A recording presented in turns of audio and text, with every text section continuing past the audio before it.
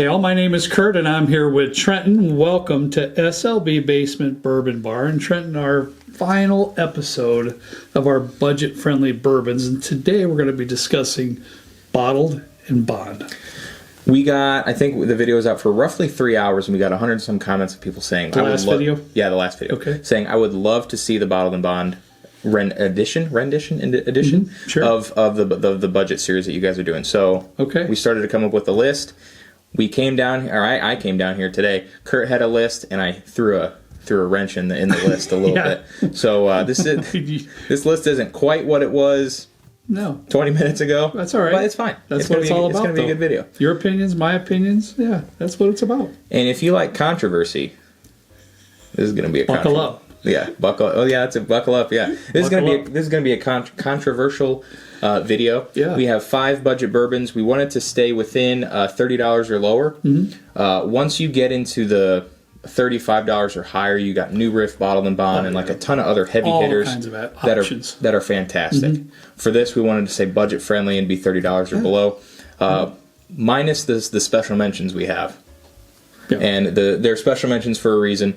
They're a little bit more hard to find now. They're starting to become allocated, or just you see them every once in a blue moon. If you do, they're marked up, or they're just gone, or limit one per person. So, true. What you got for your special mention? Yeah, now that we're talking about, I might as well just discuss that right now. I've got Early Times Bottled and Bond. Now, the only reason this is not in the show today is because Trent is telling me that it's becoming allocated. I haven't been looking for it because I have this bottle and another backup. So I haven't been looking for it, but Trent tells me that it hasn't been around in our area for at least a month or two, and we used to be able to find it all the time. Yeah. So it is getting, and I know I've read a lot of comments, and I've talked to a lot of folks that have a hard time finding it, and I apologize for that. So for that reason, it's not on the list today, but in my personal opinion, you cannot get a better budget buy for a bottle and bond bourbon than Early Times, a 1 liter for about $25. It's fantastic. Yeah, I agree. I don't know what qualifies as allocated. I think it might vary from state to state, but in Indiana, these are becoming you see these every 2 times a year maybe. It's a lot less frequent than it used to be, and it's becoming limited to 1 per person. Stores are getting maybe a case rather than a couple years ago they were getting 5-10 cases of it at a time. Yeah, still a great buy if you can find it, but unfortunately it's falling into that. You're starting to see it less and less category. Definitely keep your eyes open for it. Same thing for my bottle, 1792 Bottled and Bond, and actually 1792 has made it, I think, in pretty much every bourbon video we did. We had the small batch, we had the full proof, and now the bottled and bond. No, you're right about that. This is a special mention, so I don't know that I would include it as much as like the small batch and everything, because it's harder to find. About $34-ish. I know I'm kind of breaking the rules. I gotta go out on the edge sometimes. But this is incredible. 1792 has a lot going for it for like on a budget standpoint, I think. Maybe not so much a single barrel for me, but if you can find a bottled and bond, it's absolutely fantastic. Probably easily in my top 5 bottled and bonds that I have at home. $35, you can't beat it if you can find it for the right price. Absolutely. All right, well that's enough of our special mentions. Let's get right into the list, Trenton. The very first bottle that I have is one of my buddy Walker's favorite bottles. It is. Yeah, J.W. Dant. Oh, love it. Bottled and bond. Trenton, this bottle's going to cost you about $14, and can I say right off the bat, it is 100 proof. So we're not going to repeat that through the whole video because this is bottled and bond, and to be bottled and bond, it has to be 100 proof. So all the bottles today will be 100 proof. But J.W. Dant comes in at $14. And that's hard to beat. $14. I will say, though, well, I don't want to ruin the rest of the lineup, so I'll keep my thought about J.W. Dant till the end. Sure. But I have a bottle of this at home, and it's kind of a rolling joke in our Discord community that J.W. Dant is not very good. Oh, is it? Okay. Yeah. I'm not on Discord, so I wouldn't know that. I spend quite a bit of time with J.W. Dant just because I want to try and understand what everybody else is kind of talking about. Yeah. And don't get me wrong, when you're talking about higher end bottled and bond bourbons or just other bourbons in general, J.W. Dant can kind of fall at the tail end of the rankings. Okay. But for $14, you get a 100 proof 4-year bourbon. It's not bad at all for the price. Trent, I know these whiskeys have been in these glasses for maybe 20 minutes, 30 minutes. But I'm getting a fabulous butterscotch note on the nose with this JW Dant. I really am. There's a lot of sweetness there, and definitely a butterscotch note. I will say, I remember this being a little bit harsher at the tail end of the palate, not having a ton of viscosity in it. But at the one I have at home, it is not butterscotchy at all like this one. And I have like a quarter left in my bottle. I like that a lot. I'm going to be honest with you. Now, again, would we stack this up, or we should talk about my opinion. Would I stack this up with the $50 Bardstown Wheated Bourbon? No. But for $14, I think it's spectacular. I really do. Sorry, fellas. Whoever, ladies and gentlemen, whoever's in the Discord, I personally, for the money, I think it's pretty good. It's hard to beat. And let's try and get JW Dan allocated. I mean, it's a fantastic bottle. Great price. Start picking it up on your shelves and giving it a shot. It's really solid stuff. Right. All right. On the next one may surprise you just a touch, but Surprised me. I couldn't deny putting it in the video. I just can't. Evan Williams Bottled and Bond. Now, as most of you know that has been around our channel for any lengthy period of time, this bottle hasn't done very well in certain blind tastings for me personally. I don't think it has for me either. But $15, Trenton, $15 is a fabulous mixer. I think there is some nice caramel, like vanilla notes in there. But the only knock that I personally have for me, and again, this is me personally, I feel the oak note in there is a little bit damp and dank type. Like you're pulling logs out of a river. Kind of, yeah. I'm going to take a taste here real quick to see, but that's me personally. I've talked to hundreds and thousands, actually, of folks on comments through the last year or two that absolutely love this bottle, and I have to put it in there because it's a spectacular buy, and we're talking about budget bottled and bond bourbons. Yeah, this is actually the first, I think, one of the first bottled and bond bourbons that I ever bought. It's interesting because the palate is very, like a really nice sweet caramel vanilla. It is. But when you get into the palate, that harshness or maybe that damp oak that you're talking about comes in maybe with like a leathery kind of note, quite a bit of earthiness that overpowers the nose. The good sweetness. The good sweetness that comes from the vanilla and the caramel, which I can still get, which is a little bit harder to find in that swamp of leather and whatever you're. Yeah, I find those notes on the back of my palate. On the front of my palate, I get that really sweet vanilla caramel notes, which I think are actually very, very good. All right, let's move on to the next one, pal. JTS Brown, Bottled and Bond. I like this one. All right, $17, buddy. I mean, these first three, for the money, I just don't know how you go wrong. Yeah. I just don't. I honestly hadn't heard much about JTS Brown until maybe a year or two ago. One of my buddies who's kind of just getting into bourbon, and he's like, "Hey, I've heard good things about JTS Brown. Do you know anything about it?" And I was like, "Honestly, I don't." So I went to go buy one, and at first I was not impressed. I let it open up for a couple days, maybe a week at most, and after that I got some really nice flavors in it. And I think when I bought it, it was $13. So it's gone up a little bit since when I last bought a bottle, and I still have that bottle. All right, but it's not. It's still for $17. Yeah, $17. I'm getting it's a lighter nose than I've gotten on the first two, but it's like syrup, like pancake syrup to me. A little bit lighter on that. Which is interesting because on my bottle at home I get quite a bit of like a butterscotchy kind of note, like a creme brulee kind of thing, cream brulee as you might say. On this one, no, it's like a sweet candy kind of note. Right. I'm interested to see what you get in the palate because for me, this one's not as sweet as the first two, especially the Dant for me. But it lends a little bit more of that tobacco note in there and maybe a little bit of leather, but it's got a little bit more depth of flavor for me. I'm getting quite a bit of a sweet oak in there. Maybe a little bit of that barrel char comes through kind of at the end. It's still very sweet. The sweetness is what kind of... Yeah.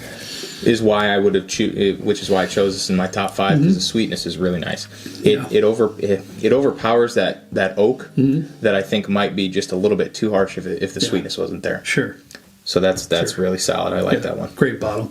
All right, pal. I had to put this one in. Of course, you know it was coming, right? This is probably one of my top 2. In the budget friendly category, bottle and bonds. Old Granddad Bottle and Bond. About $22, $23. I gotta agree with you on this one. I mean, I don't know how you go wrong. I just don't. You can't go wrong. This is a high rye bourbon too. So this one I think is about 27% rye in the mash bill. Okay. So it's a little bit different for that reason. All right, hear me out. Okay. You know those like chocolate oranges? Yeah, the Kayla likes? Yeah. Yes, I do. Kind of like that. A little Yes. bit. It's pretty oaky, Yeah. but it's almost like a milk chocolate Yeah. sweetness on there. It's interesting because is this a newer bottle? You know what, Trent? I go through one of these about every 6 months. Is this different than the one know, that was in our Bottle and Bond tournament? It is different. Okay. It is different than that one. It's the next one after the Bottle and Bond Okay. tournament. So the Bottle and Bond tournament for me had a really nice butterscotch note to it. On the nose? On the palate specifically for me. I don't remember the nose, unfortunately. See, that's interesting because I'm not picking up really any kind of butterscotch. I get quite a bit of orange that transfers from the nose to the palate. That chocolate, unfortunately, is gone. Yeah, but for me. I still love that. He's definitely right on the orange. There's a beautiful orange note there. There's some cinnamon going on in there. But I find the viscosity of this one to be better than the first three as well. I find it to be like a medium viscosity. It does have some oiliness to it, just a little bit. You know, it does stick to your palate a little bit more for me personally. It's a little grassy, no? Just like on the tail end, like a fresh cut grass kind of thing. I mowed the grass yesterday, so I might still have some remnants in my nose. But maybe that's it, Trent. It's almost a little grass. I don't know if it's like a fresh cut grass or like a hay or something on the tail end. No, it's. I don't know how else to describe it. Maybe it's just grassy. me. I focus on that beautiful orange note and the cinnamon and maybe I focus a little on bit of weird baking stuff. spices that I get. I don't really get the grassiness that you do on that, but I couldn't help putting it in there though. It's absolutely one of my favorites. Okay, last but not least, You got to go in open minded. There's grass in there. You got to find it. Hey, I'm all for you having your own opinion. You know, there's no problem with that. You know, But I want you to be more open minded. just because we have separate opinions doesn't mean that you're wrong or I'm wrong. I'm normally right. No, I'm usually wrong. I'm old enough where I don't care anymore. How about that? That's fair.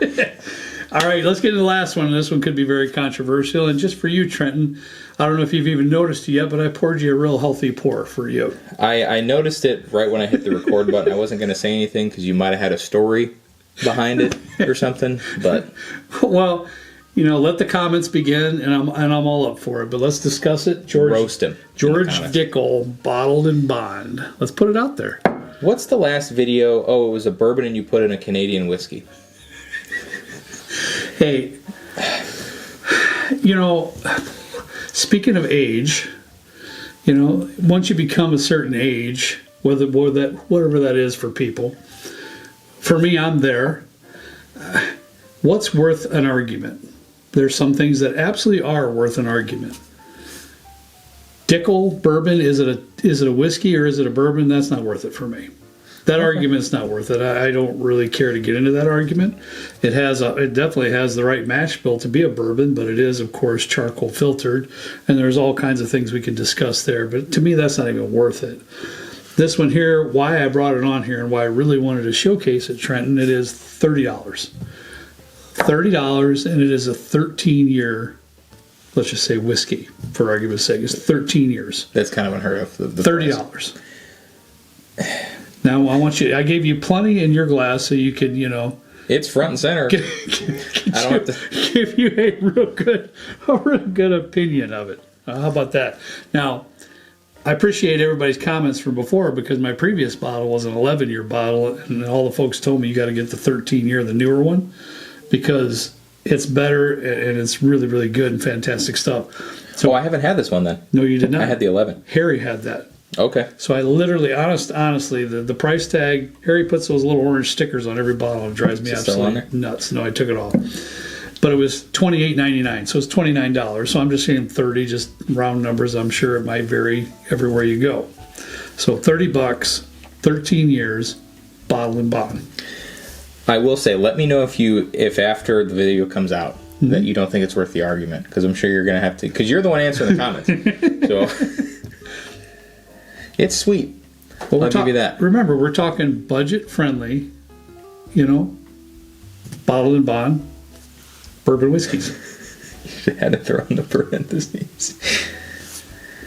Maybe the sweetest nose of the bunch so far. Which is interesting, because I would have thought JTs Brown kind of would have taken that title home. But okay. Well, Trenton's taking a sip. Let me first clarify.